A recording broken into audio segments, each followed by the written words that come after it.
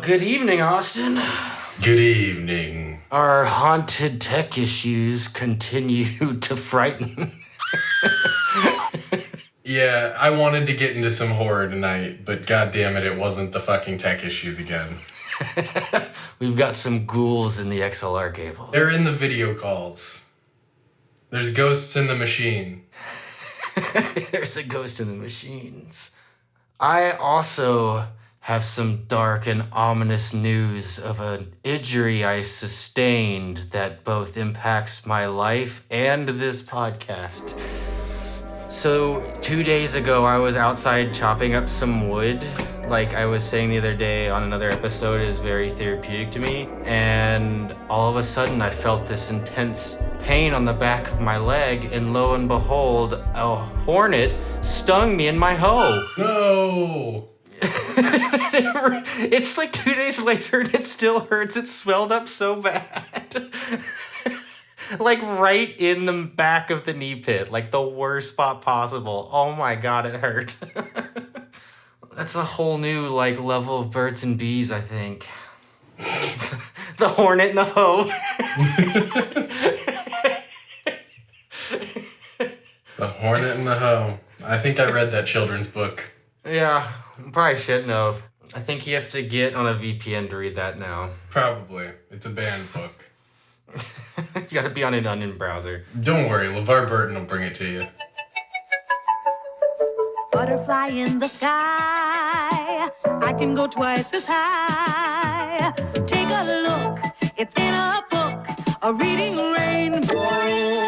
I don't know if that's one I want him to read me. It might ruin some childhood memories. Well, maybe not. Or make them better. Who's to say? Other than the man himself.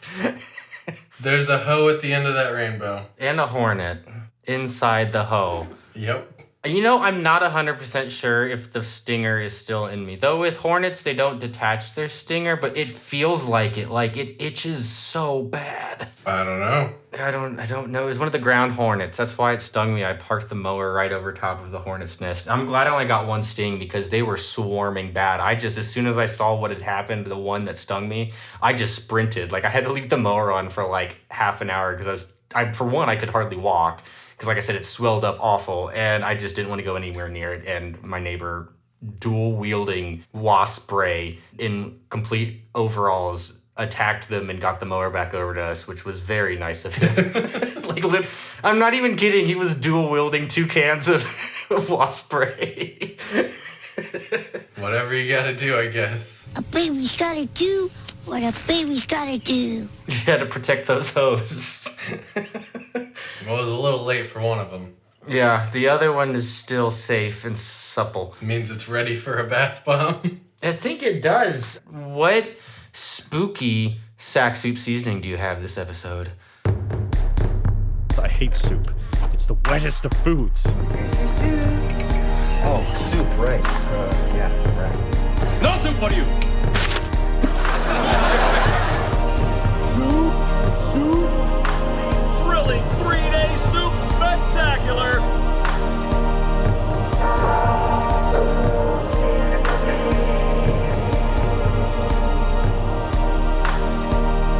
Oh, this evening I have another one from Ivy Moon Body Care. It is a creature from the Black Lagoon. Oh, that's a perfect one. It is. It's very perfect. It was kind of a metallic green color, and the bath was very green for a while, and then it got down to some blue and some pink, and it is kind of like a murky aqua bluish green color. Kind of like Creature of the Black Lagoon, kind of. Yeah, I'm into it. That sounds wonderful. What's it smell like? Very fresh. It's a very fresh scent. Sort of floral. Oh, you know me, I love my floral stuff. I got 2, and neither of them are from Five Below. Actually, one maybe. I don't even know where I got this one. I don't think it is, though. The first I picked up yesterday. It's from Aldi. We were there doing our weekly shopping, and they had a Witch's Brew bath salt collection, and it's very cool.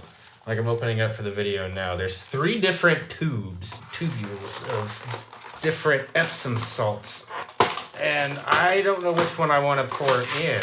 So I'll let you choose for me. We have cherry blood, witch's berry, and goblin mint.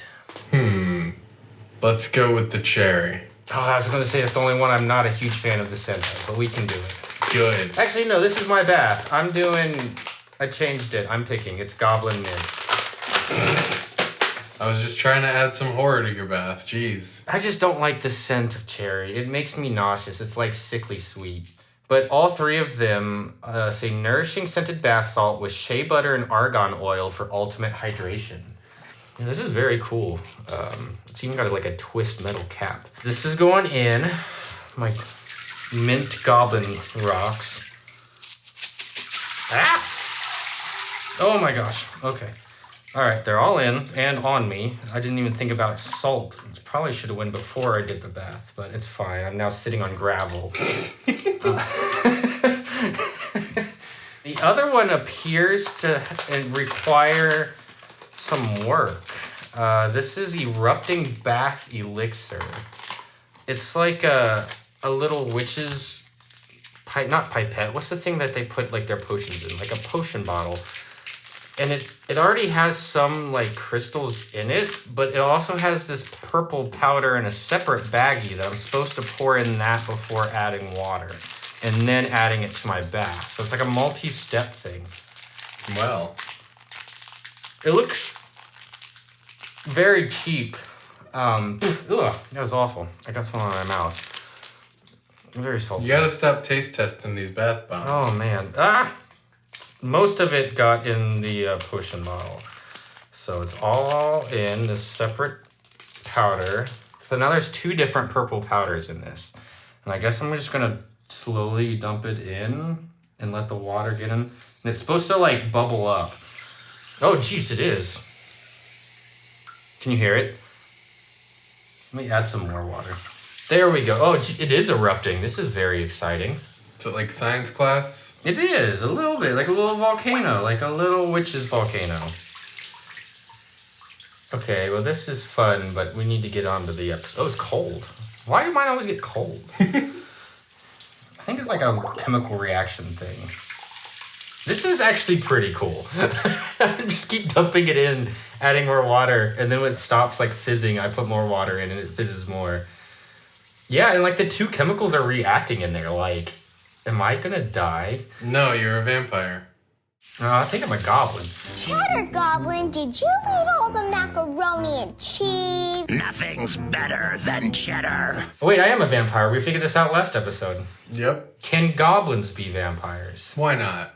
Leprechauns can be werewolves, goblins can be vampires. I'm a wereprecon. You know, a leprechaun that's been bitten by a werewolf. All right, well, that was mine. I feel like I always have a journey with mine, but I like to keep it interesting. It also came with a marker if you want to draw on the outside of it. Oh, okay. The marker just says Science Squad, which is fun.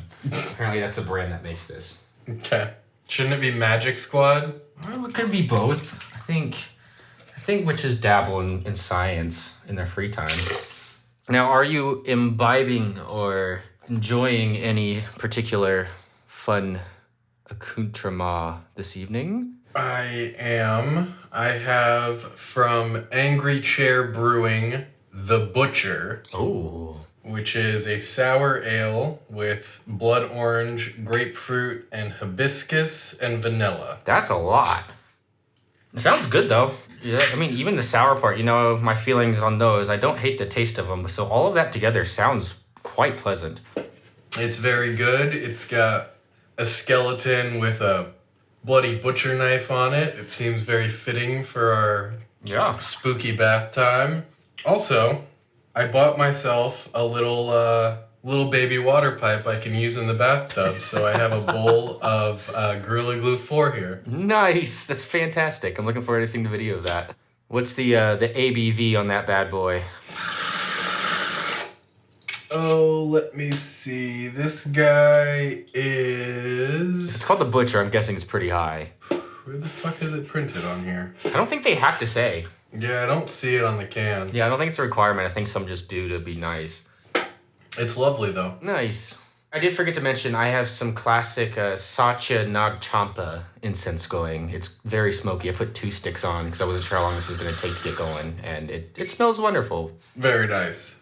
My drink, I wanted to get something special, but I kind of went last second. I couldn't find anything, but I found this deep red, blood-looking beverage at Meijer. We talk about Meijer a lot, but it's wonderful.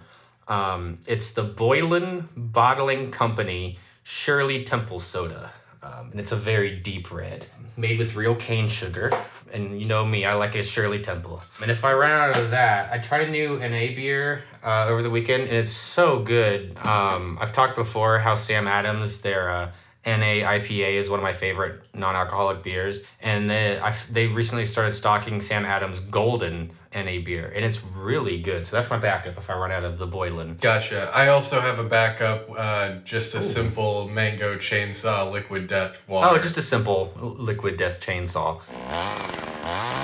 Yeah, well, because I feel like I might be getting sick, so I may need some more liquid after the beer. So Austin, what are we talking about tonight?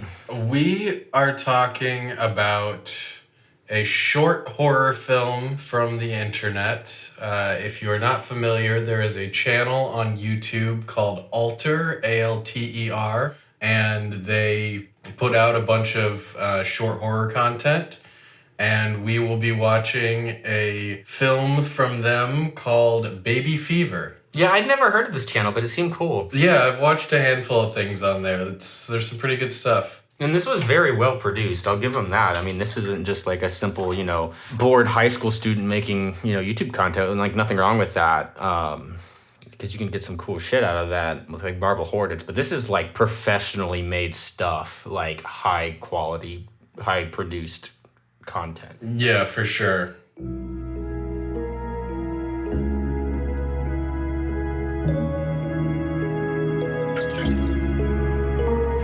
This opens up on a specimen closet, like the back office of a science lab, and we see this couple burst through the door, and they are getting hot and heavy. We only have 5 minutes for lunch, Hans. They are going at it, and we really don't see much. The opening shot is between like 2 shelves, and we see all the different chemicals and biological agents in there.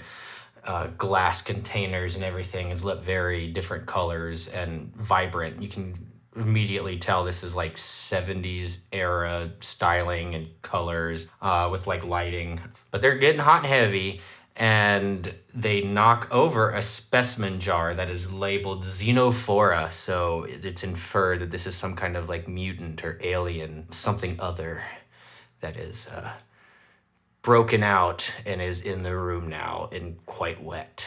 There's many things in this room that are quite wet now, including the shelf. Yeah, yep. And I just want to remind you and everyone else that if you ever find yourself in a horror movie, it's best to not have sex. There are certain rules that one must abide by in order to successfully survive a horror movie. For instance, number 1. You can never have sex.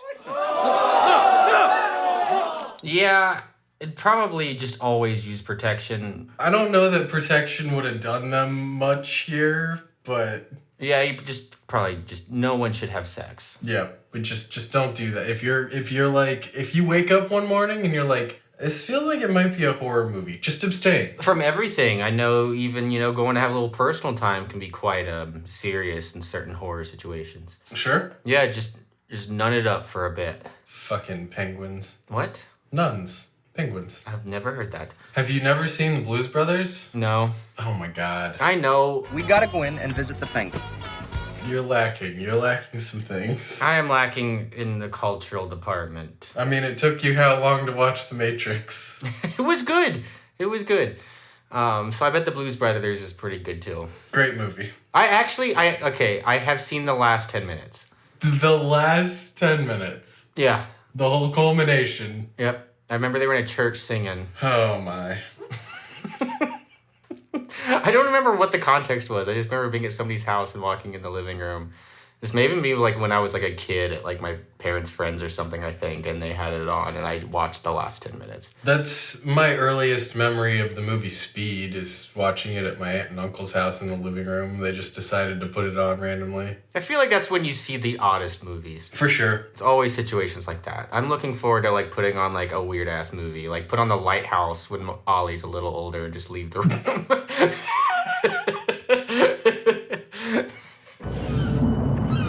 Watch you spill your beans. The fuck did I just watch? That's exactly how I felt when I watched that movie. And I watched it for the first time on an airplane, which is probably the strangest place to watch that movie. It's a weird place to watch that movie. It was. And it was like, why did they have this as an option?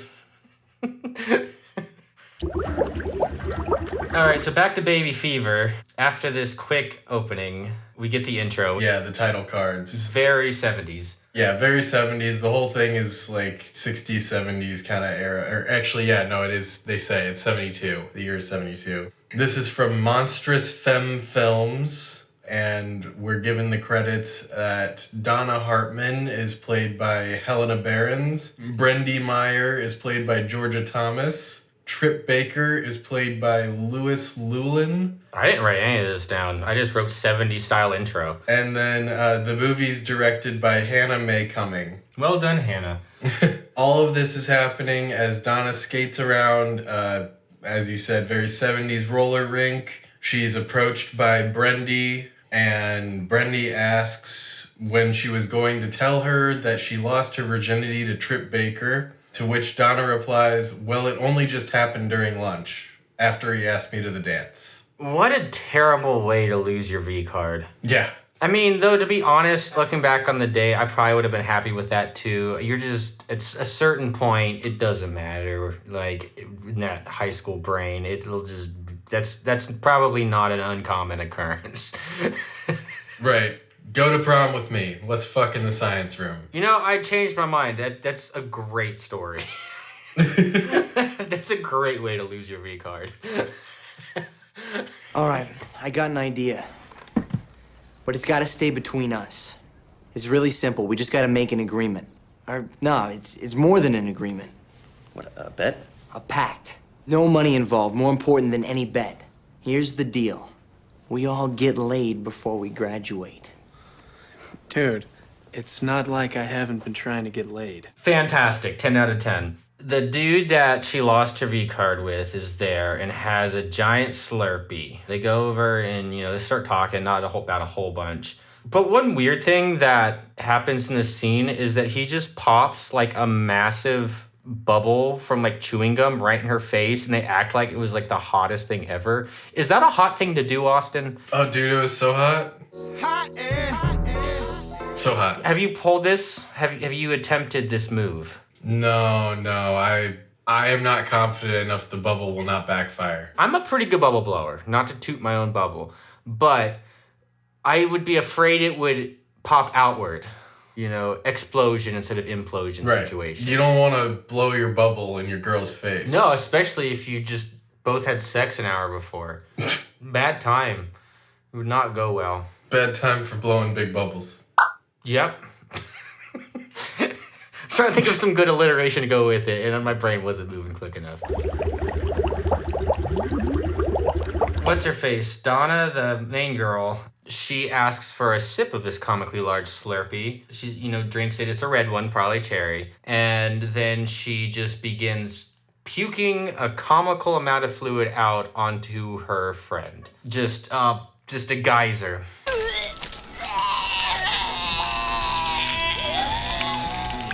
Yep, it is a lot of...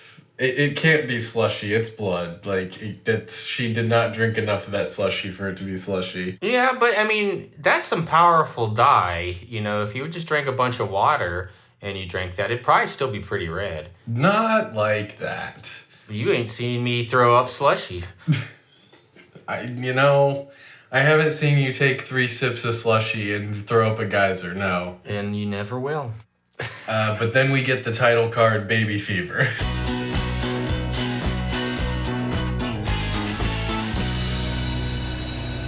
We cut to the high school with a van out front, an excellent 70s van that says Class of 72 and the words Go Hogs. So that must be their mascot. Yep. The Hogs. What a strange one. Donna is still puking in the bathroom. Yeah, so Brendy is putting up Donna Hartman for prom queen flyers, and she's putting them on all the stall doors in the girls' restroom. And we hear someone else gagging into a toilet, and Brendy opens the stall door as she puts the flyer on that one, and she sees that it's Donna, and makes the comment, Jesus, Donna, I thought we were taking laxatives for prom this year.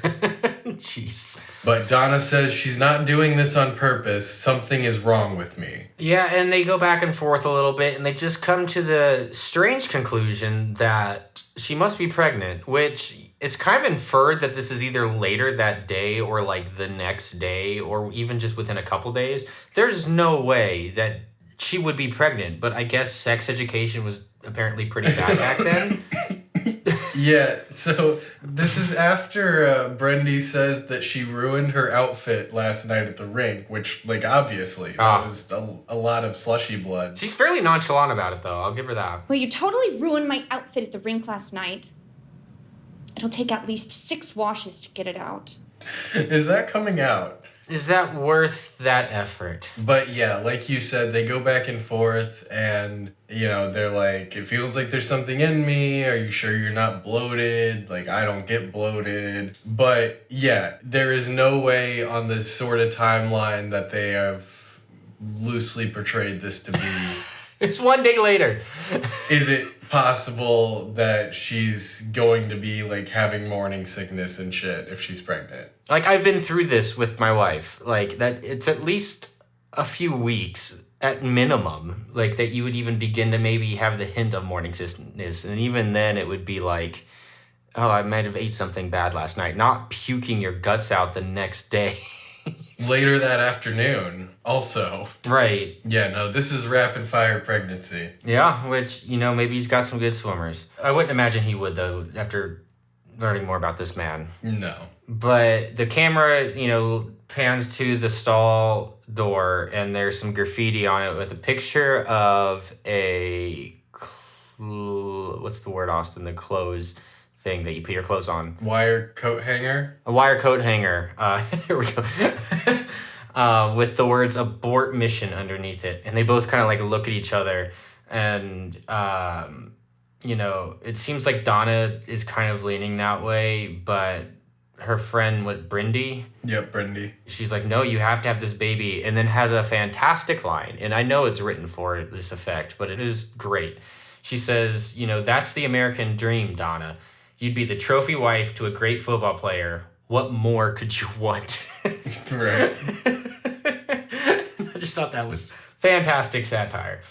I don't know if that's satire, but it's just great line. But Brendy does say, Donna responds to that saying that Tripp isn't an ideal mate and that she had plans for college. Yeah, and they just come back later. But Brendy tells Donna that she at least has to tell Tripp because it's his baby too before getting up and walking away. Donna pukes into the toilet and the camera is in the toilet, so it's directly onto the lens looking up.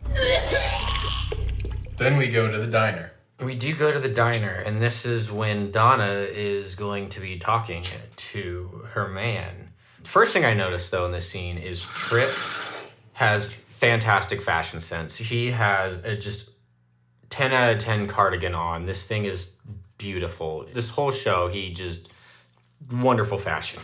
It's about the only positive I can give him, but it's good. This is the only outfit I wrote down for the whole episode because it is wonderful. No, I wrote down another one later on because there's another good one. There is another good one, but this is the only one that I wrote down because it is great. It's that orange varsity style sweater and that fucking butterfly collar shirt with monarch butterflies on it. Beautiful. Beautiful. I'm so jealous.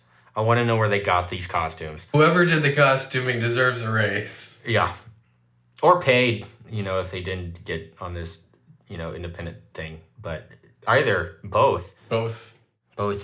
She tells him, you know, after some, you know, wishy-washiness, you know, you can tell she's nervous, that she thinks she's pregnant. But she's about to say, I think I'm going to get rid of it. But he stands up and toasts the whole diner and just, thinks this is righteous. I think he even says righteous, and he is pumped that she's pregnant. Yes. They're doing zoom-ins at people's faces in the diner. They're all, congratulating, smoking their cigarettes, cheersing. He has a really odd line here as well where he says that he hopes his son has her legs. Yeah, that was a weird one. Few things.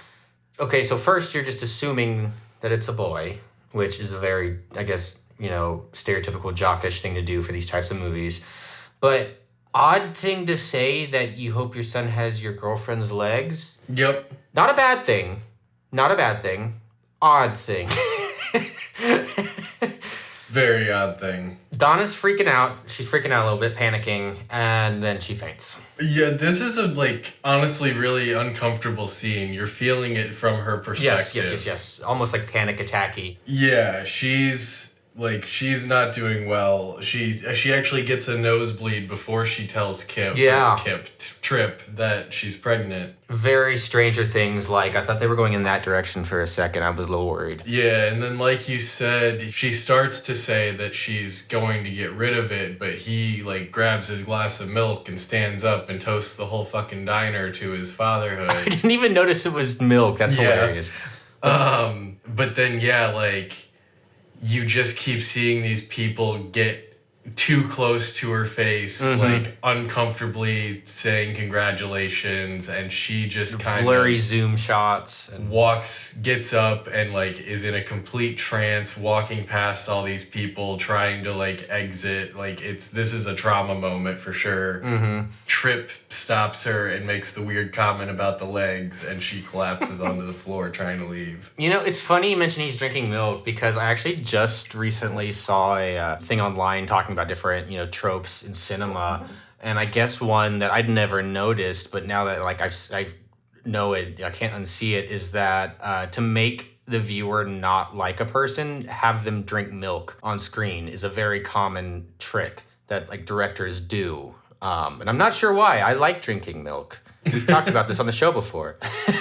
But apparently it's a very common thing if you want the viewer to subconsciously not like a person, is have them drink milk. Interesting. I don't know if it's maybe the dichotomy of seeing a grown person just drinking a juvenile drink, quote unquote. I was gonna say, is that why I don't like kids in movies? You don't like kids in movies? No, I'm kidding. I was gonna say, we need to unpack some stuff there.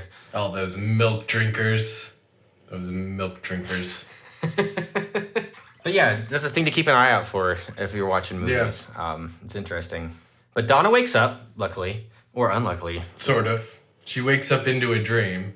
True. I was just reading my notes. It says Donna wakes up.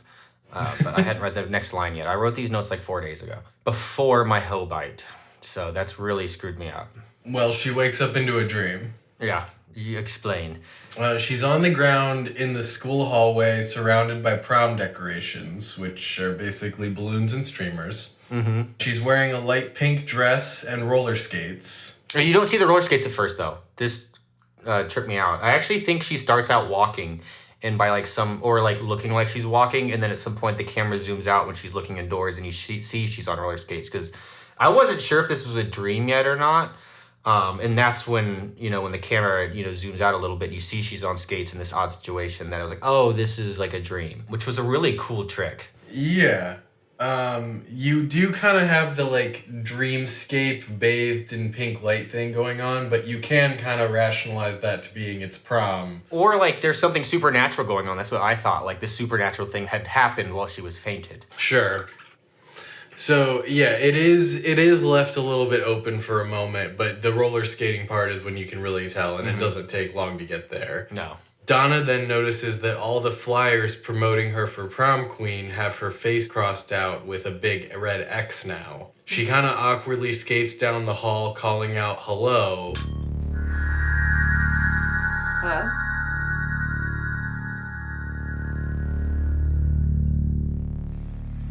Hello. Right, Sarah. I'm watching too many scary movies. And you can hear a baby cry. Mm-hmm. It's quite unsettling. This scene in particular was done amazingly. Like, it's a very unsettling, situation. The audio work It is is. very It distant, is. the baby crying at first. It's like, did I hear that? Very well done. So Donna enters the room where the crying is coming from, and there's this, kind of creepy music playing.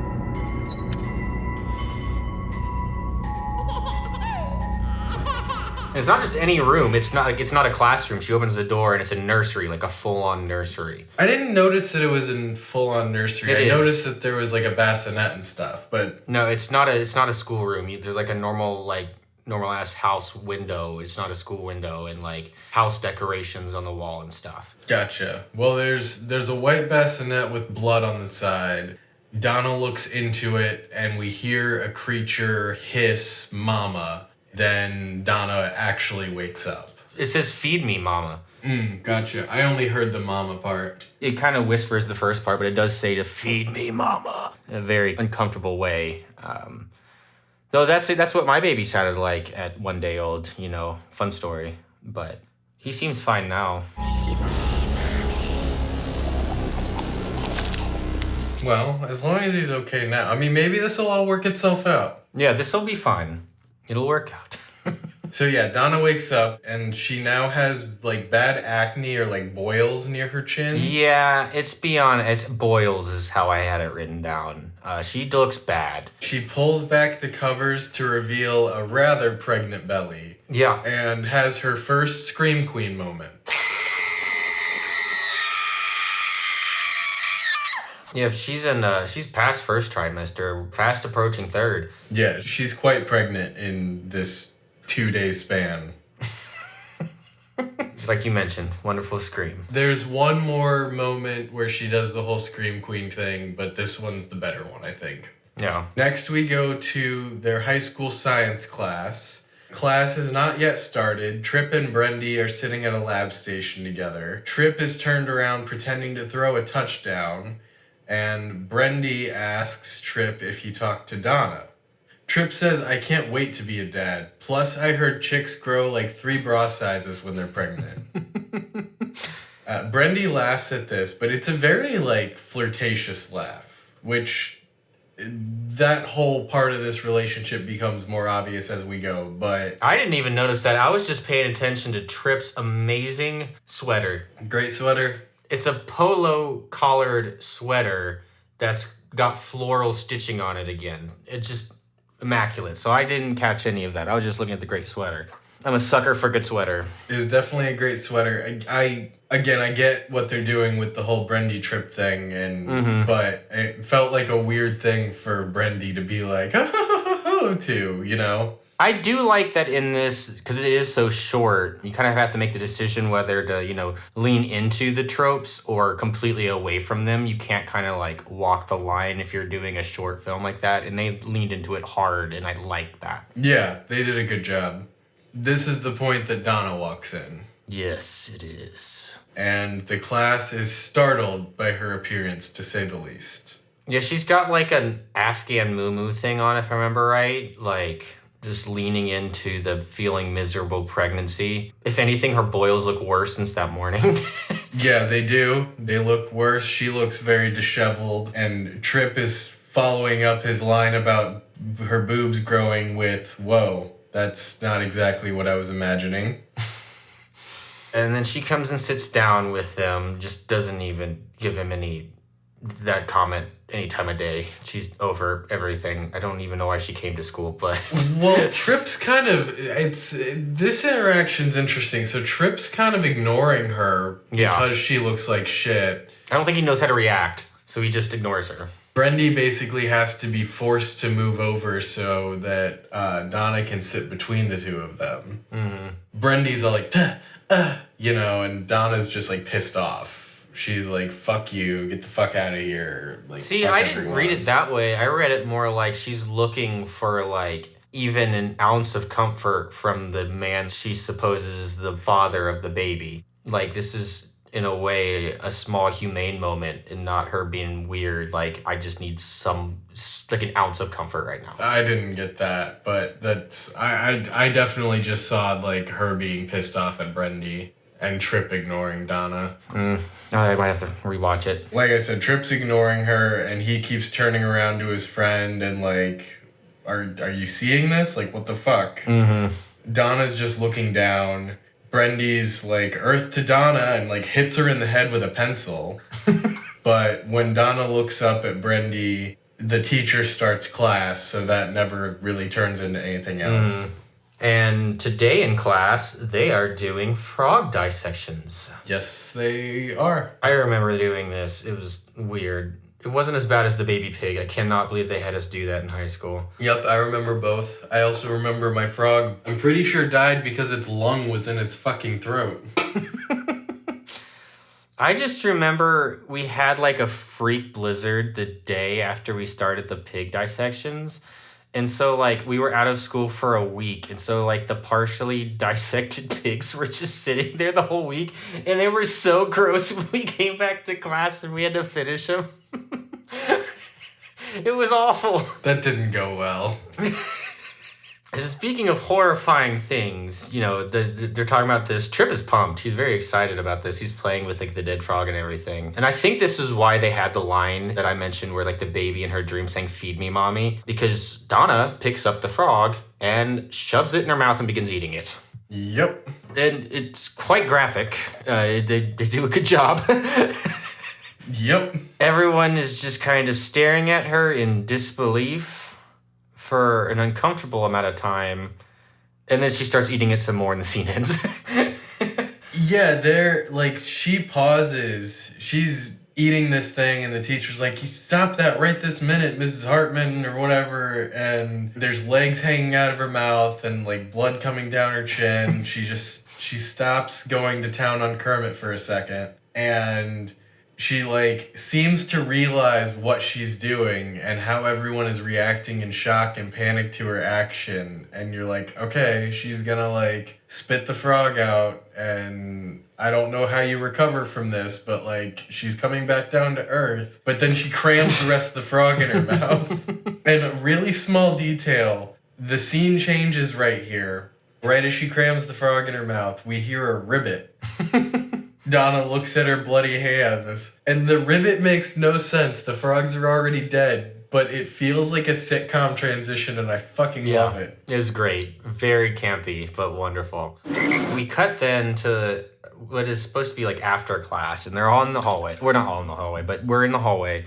And Brenny comes over, and this is actually the first time I realized that was her name. I think you said that they said it once earlier in the episode, but I think this is the second time at all that they say it. Well, they had it on the title cards. Oh, this was the first time I noticed them say Brenny. I was like, okay, I can stop writing her friend as my notes.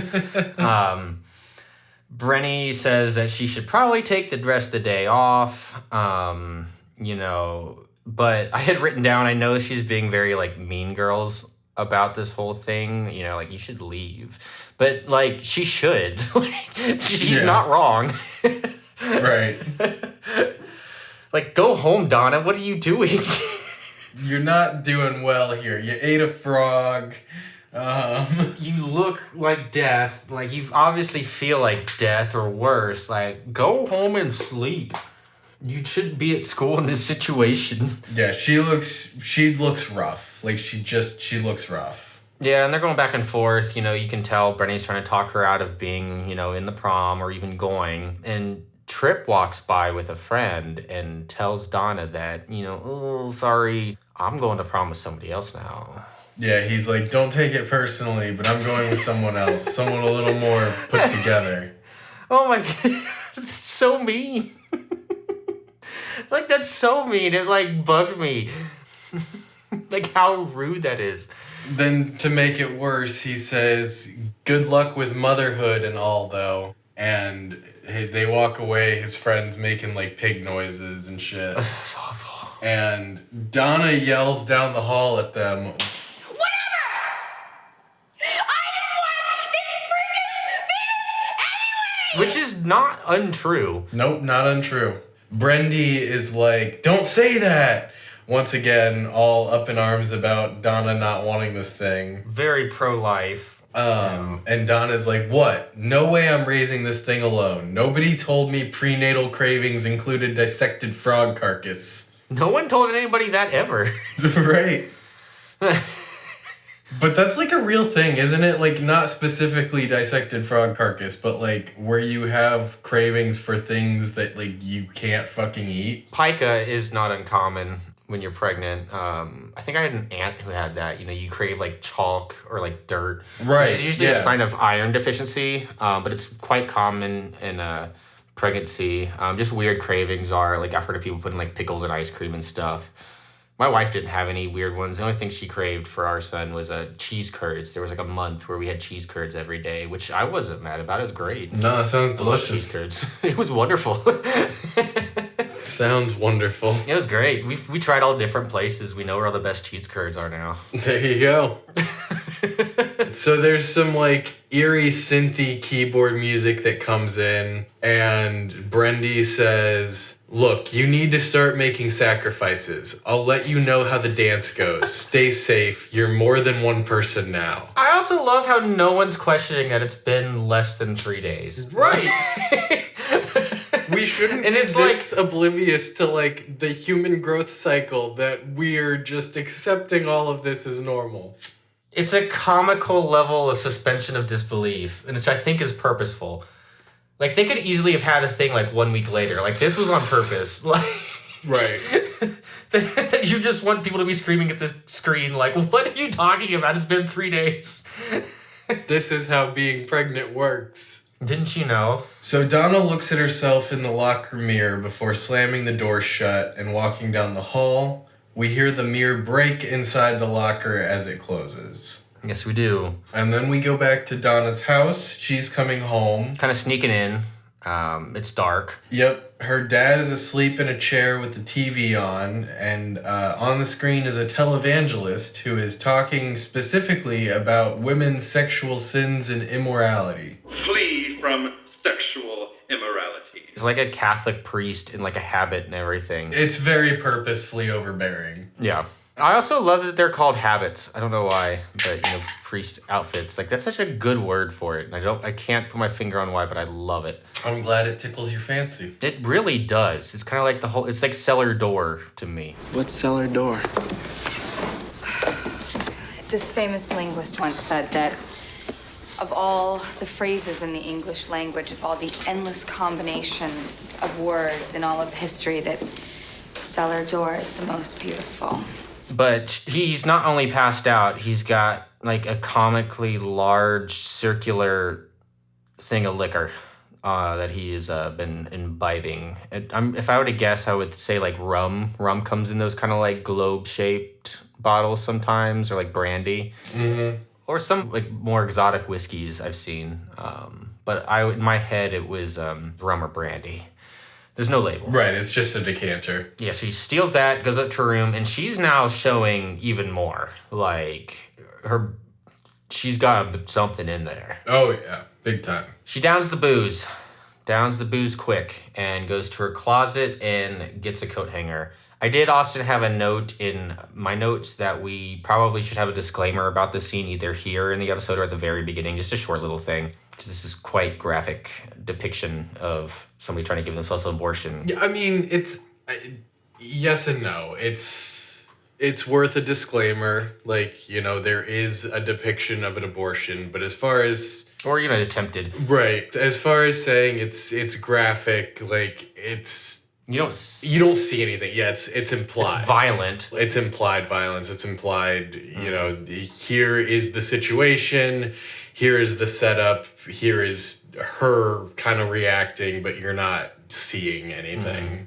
But yeah, so she, attempts to do the deed herself. That's why she swigged the booze. She bends the coat hanger all up, and we just see her face as it is implied that she is trying to give herself an abortion. And one thing I liked about this, because like we just said, is a very heavy thing to be showing, it switches, not comical is not the right word, but kind of does an about face where there's a weird little worm now on her bed. Yes. And she's freaking out and trying to squish this worm, which is going all over her room. Little worm, not a big one, like an earthworm size. Yeah, bigger than an earthworm, but it's... You've never seen my earthworms. It looks like the larva worm type thing from the jar that we saw when they fucked in the science class, but significantly smaller. Mm-hmm. I would say it's probably, I don't know, 1 inch by 4 inches. Worm sign. She does, after a bunch of rustling around the room trying to get it, she does end up squishing it. With her biology book. I knew it was a book. I didn't catch it as biology, but that's fantastic. They should spend a little bit more time studying that with how they think pregnancy works. Maybe they only read the amoeba section, so they thought this was normal. Oh, Jesus.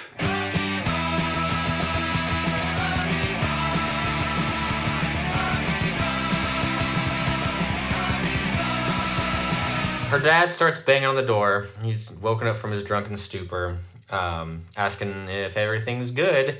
And she just simply tells her dad that it's girl stuff, which I thought was pretty good. What happens next, Austin? Oh, so next we are at the prom. Donna, she pulls that pink prom dress out with the puffy sleeves, and she's goddamn determined. She's going to this fucking prom. So we're there. The whole thing is bathed in pink light with the exception of the stage. The stage is a golden yellow. Mm-hmm. There's a band playing. The science teacher, which seems to be the only staff in this school, creates room for Jesus between a couple that's dancing. It's so funny. I had the same thing written down that I remember back in school at our dances. We had to leave room for the Lord.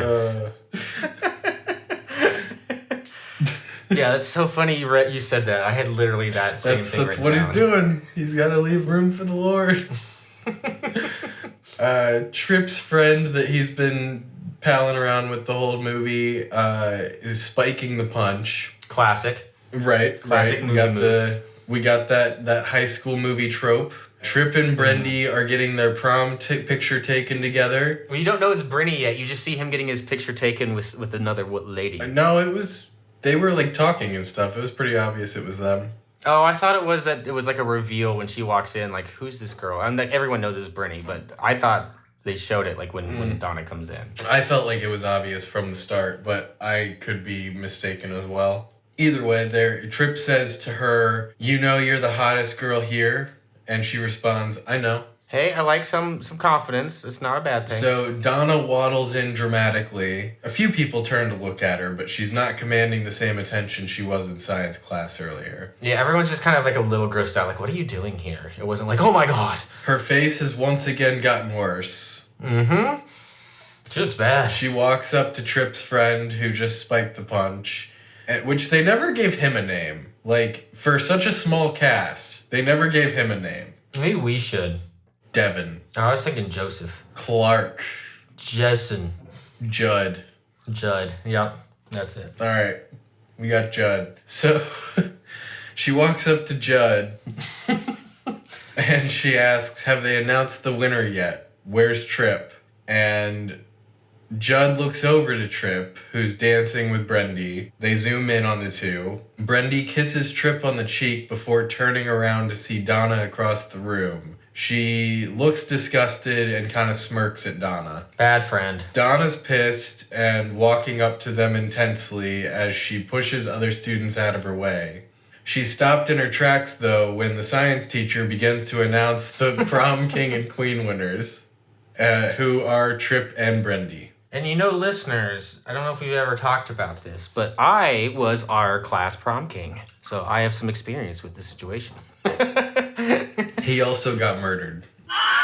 But it's a good thing I was a vampire. Right. So that's what happens to all prom kings. They're vampires. I still have my crown at my parents'. I should wear that for an episode.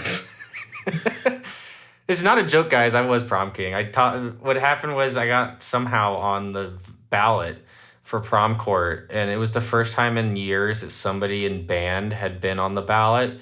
So I talked everyone in like concert and jazz and marching band into voting for me. And somehow it worked. The nerds won that day. Tonight, he's gonna get it right.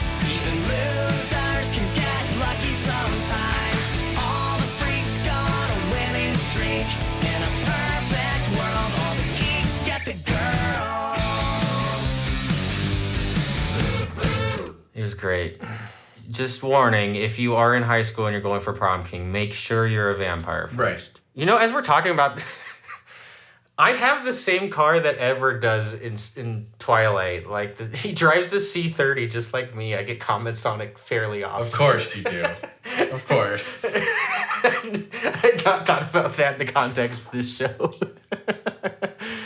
Same color and everything, I think. Aye. But yeah, the teacher announces that the prom king and queen are Trip and Brenda. They get on the stage, and again, Trip fakes throwing a football. Do you see the sweet microphone they had, though? It was like an awesome vintage ribbon microphone. I did. Of course I noticed that.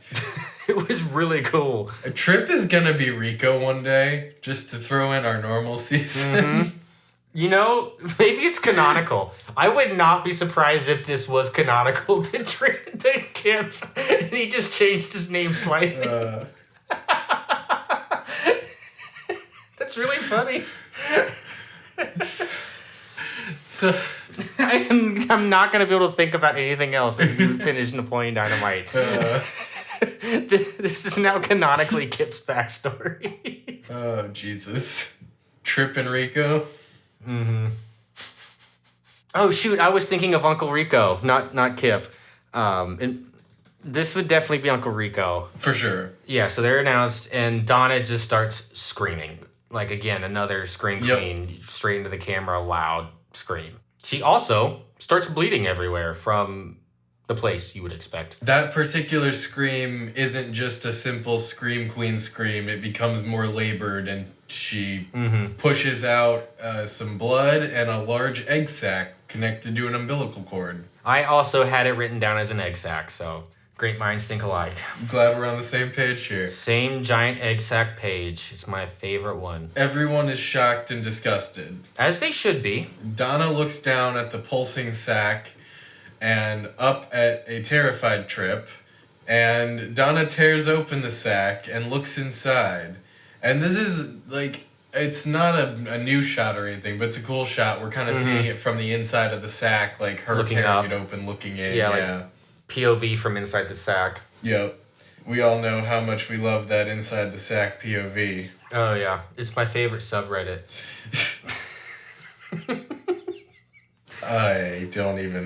Nope, I'm gonna leave that one alone. So looking back at Trip, he's even more shocked and terrified now that he's, seen her rummage through her sack. Again, understandable. A bunch of worm things now emerge from said sack, chasing and attacking all of the students. With lots of shots of POV from the worms. It's wonderful. This is a really fucking fun scene. It is. Like you said, POV shots from the worm, all these kids just getting attacked, like, ridiculously, and the whole thing is soundtracked by just, like, a ripping, like, fucking Leonard Skinner-style guitar solo, like, section of a song. I didn't know how to describe it, but that is spot on. Very Leonard Skinner guitar solo. This scene is great. It's so good. I love it. It seems like they're attacking people's legs, or choking them. It's like going down their throats and like going for the jugular. Yeah, the one goes into Trip's friend's mouth. Yeah, Judd is not doing well. No, Judd gets a worm down the throat hole. Mm-hmm. Worst place to get a worm, other than maybe the hoe. Tilt your head back and let the meat slide down your throat hole. But then a very large worm emerges from the sack and looks directly at Trip. What did you say, like Jack Russell Terrier size? Yeah, I'd say. Maybe a pug. Yeah. The worm and Trip look right at each other, and Trip, like, points to himself like, me? And the worm nods its head and charges after him. The worm goes into Trip's pants leg and disappears, making its way up. And you see Trip kind of, like, bear down, and blood starts coming out of his mouth. And at least for me, I was like, okay, this worm just, like, bit his dick off. Yeah, I was thinking similar thing, or like is inside his guts or something. But then Trip's face starts bulging and getting red, and we turn to Brendy just in time to see her face get absolutely covered in an explosion of blood. She screams. We turn back to Trip, and he now has a worm coming out of his neck where his head used to be. And it's just looking around. This was, like, to me, very, like, Beetlejuice or even, like, Twin Peaks, like, Lynchian weird. But it definitely had that vibe, but it's so funny. It's so over the top. So good. Thoroughly enjoyed. It then leaps out of Tripp's body and attacks Brenda. Yep. I don't think we see as graphic an attack on her, if I remember right. No, so we get a close-up of the worm's, like, bloody, toothy mouth. And the scene fades briefly as Brendy's trying to fight off the worm. And Donna approaches. She puts her foot down on top of the worm to stop it from killing Brendy. And Brendy's begging Donna for help. Donna grabs her face, bringing it to look at hers before removing the crown from Brendy's head and just walking away. Such a good power move. Yeah, leaves the worm to just, like, do whatever it's gonna do. Like, she's just exuding power here. It's wonderful. She's over this bullshit and proud of her worm babies. And like you said, we don't see the attack on Brendy. Donna moves to the center of the stage, the camera follows her, and we just hear screaming and squelching and gushing off in the background. But Donna crowns herself and lives out her prom queen fantasy. The ripping guitar solo continues and turns into some intense horror strings. Parts of this scene in particular kind of, like, remind me of Carrie, the way that she enters and, like... Never seen it. You should watch Carrie, Sissy Spacek. Someone's got to be writing this down, these movies like I need to watch. But that's the end. Well, I had it. She crowns herself, and she just has, like, the perfect, like, little smirk smile, like, accomplished. And I thought that was great. She nails it. Yeah. And it fades out to credits, and it's the end. That's it. What did you think about this short, Austin? I think I know because you picked it out, but tell me. So, to be completely fair, I had not watched this in its entirety when I chose it. Which, I don't actually, now that I know that, it's great. So we both came into this with somewhat fresh eyes. Yeah, I wanted to go in a little bit blind. I was kind of skimming for something that felt like it would be good to watch, and I stumbled on this one and kind of, skimmed through it a little bit, but I didn't have a good sense of, like, what exactly everything was. So I was going in pretty fresh too. I had only watched a couple minutes of it. Mm-hmm. And I thoroughly enjoyed it. It felt very well put together. Right. It was simple but effective, and it was the right combination of tone and humor and trope, and I thought it was great. Yeah, I had that written down pretty similar, where it is a short film. It's like less than 30 minutes or like almost 30 minutes on the nose. And I think, the directors and writers knew how to write and, edit and direct this in a way to optimize for that. Like I said earlier, when you have not much time, you have to make certain decisions pretty solidly if you want it to be good. You can't like half-ass anything. So the fact that they lean so heavily into tropes from, not just horror, but definitely some horror, but, just 70s movies, maybe not 70s movies, but movies depicting 70s culture, they leaned into it hard in a great way. They did it really well. Amazing outfits, wrote that down too. Again, costumer, we need to find out who you are. Yeah. Then my last note was just short, concise storytelling, like you said, just really good. Solid little watch if you're looking for some short and sweet for spooky season. And I think that's true of a lot of the things on this Alter channel. Like, I definitely encourage you to go check it out. Yeah, I'm gonna check more out from them. There's stuff that's only a few minutes long to stuff that's, 30 minutes long, 40 minutes long. Yeah, it's kind of like now I'm thinking about it, it's like the horror version of, what's that show on Netflix that's like sci-fi where they have a different director do each one, like short stories, like Sex, Death, and Robots or something that. Yeah. I know what you're talking about. Cool, yeah, I'll definitely be checking more out. I was gonna ask if you had a favorite line, but there really weren't many comical lines in this. Yeah, line would be hard. The only one I starred was that's the American dream, Donna. You be a trophy wife to a great football player. What more could you want? Yeah, like, there were a couple decent little moments, like the whole, I heard chicks grow like 3 bra sizes, and then he's like, that's not what I expected. I was thinking about it because, I was a little disappointed that this wasn't as easy to laugh at as, our last Halloween special or what we normally do. But I think that, in hindsight is a good thing because, we want to do shows and specials that aren't just comedies. So I think this was a good way of dipping our toe into making a podcast episode about something like that. I kind of went into this also looking for something that would be similar. I knew it wasn't super possible, but that would be similar to what we did last year because I did have such a good time with it. But yeah, that was ultimately part of my reason because that wasn't becoming readily available to me, that I was like, well, what if we just go full-blown horror? Yeah, I think that was a good choice because, we want to do other TV shows that aren't comedies. And I'm a huge fan of horror. I mean, it makes perfect sense. Why wouldn't I watch something scary? Yeah. Excellent choice, Austin. Excellent choice. Bravo, my dear friend.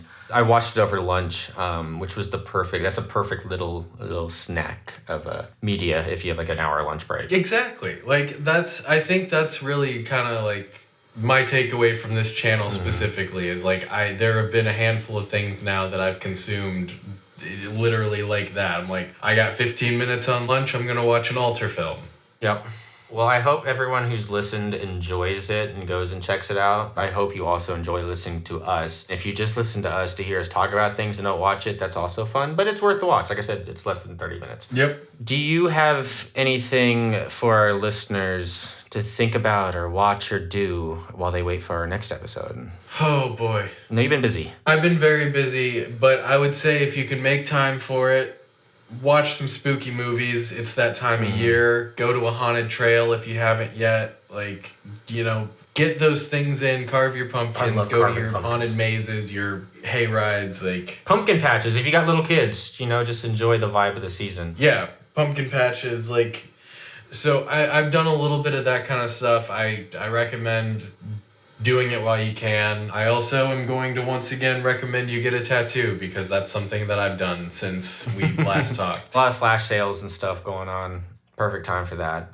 I also have a good horror suggestion. I think it was one of mine for our Halloween special last year, but it's a podcast. Pretty sure I've talked about it before, but it's called The Magnus Archives. I just finished re-listening to their first season, which was supposed to be the only season, but I'll get into it, but they've started a second. But man, it's so good. Each episode is less than 25 minutes. I will say they got really big, and I don't blame them for this because we'd probably do the same thing, get your bag. But there are 4 or 5 minutes of ads before each episode and at the end of each episode. But every podcast app has that skip 30 seconds button. Just skip through that and get to the meat, and then skip through the end to get to the next episode. Amazingly produced. They have a full team. It's kind of like the car that suddenly flew. This was a little studio, and they had a bunch of different projects, and this is the one that took off. But man, it's good. It's about a archivist who's working at this educational institute in Britain who's replaced the previous one, and it's an institute that investigates paranormal things, but in a very British, just document it kind of way. We don't believe this. We're just writing it down. So he's recording all these old stories to tape, but then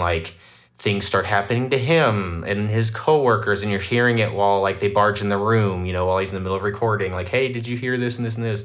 And then he slowly gets involved in the story, and it's so well written because it's a slow burn in a good way where they didn't rush into the story, and the individual episodes are Monster of the Week too, the things he's talking about. And so it's very good where there's a great overarching story, but each episode is also creepy as hell and fantastic. And they just started a second season. They're on a break right now, which is a weird time with Halloween around here for a horror podcast, but they've used all the money they made from the first one, and it's even more highly produced and good voice actors they've hired. It's called the Magnus Protocol now. It's an alternate timeline if the institute that the first season's based on got blown up. But it's so good. That's my suggestion if you want something else spooky and you like podcasts. I also watched The Green Knight for the first time. Great movie. Have you ever watched that, Austin? I think so. It's one of the oldest stories in the English language that they discovered. It's what King Arthur is based on. But it was a movie that came out a few years ago, and it's just a beautiful, just amazingly beautiful movie about this guy that somehow, it's not a great knight, but he's trying to prove himself, and it's very good. But the one thing I wanted to note with that, I watched it with headphones. I don't think I've ever watched a movie on TV, our nice TV, but with headphones on. I was doing it while my wife was sleeping, and it was wonderful. I'm now a headphone movie guy. It's great. This has changed my life. Interesting. I realized that, this is a Fire Stick, and I was like, wait, so I don't have to listen to this, if my wife is sleeping next to me, or if you have, a girlfriend, I don't have to have the volume super low. I just got a pair of Bluetooth headphones and connected them to the Fire Stick, and it was a game changer. Total game changer. I mean, I have very nice home speakers. I've got those amazing stand Polk audios for our TV, but a nice pair of Bluetooth headphones for a movie like that where you can tell they spent a bajillion dollars and hours for the soundscaping and the audio. It was great to hear all the little nuance right in my ears. Never thought about doing it, but great. Fair enough. The other thing I wanted to mention, you guys have been listening, and Austin, we've talked a bunch about it, but, I'm on my, sober journey, and I did fall off the wagon recently, but I went to an AA meeting. I tried it before, but didn't really like it, but, one thing they talked about is, you just got to find the ones that work for you, and I actually really learned a lot and have been, working on myself and reading the big book. I'd heard about that, but actually reading that book from AA has been, so eye-opening. So if you're struggling with stuff, just look out for help, take care of yourself. We're getting into, the darker seasons where, seasonal shit can start to creep in, nights are getting longer, days are getting shorter. Enjoy the horror and the spookiness of the season, but also just take care of yourself. It's important. Just wanted to mention that on this show because even we are fallible, Austin. Oh yeah. Very fallible. We are very fallible people. They could write a whole DSM just on us. Yep. This water's starting to get a little cool. I think you said yours was almost cold when we started, so you gotta be freezing. Yeah, I'm not warm. All right, well, I guess we can stop it there. Go warm up, Austin. Get all cozy, put on a fire. Even if you don't have a fireplace, just find a way. Okay, I'll burn the couch. Start a fire somewhere. That's my advice to you. Fire! Fire! Fire! My advice to you between episodes is arson. Yeah. We've talked about my love for chainsaws, and now we're on the arson. But take care of yourself. Have a good spooky Halloween. And as always, go take a bath. You deserve it. Bye. Don't die.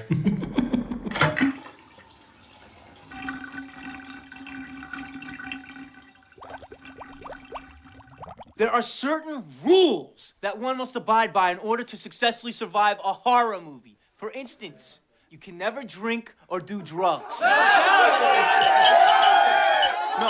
the sin factor. It's a sin. It's an extension of number 1. And number 3, never, ever, ever, under any circumstances say, I'll be right back. Because you won't be back. I'm getting another beer. You want one? Yeah, sure. I'll be right back.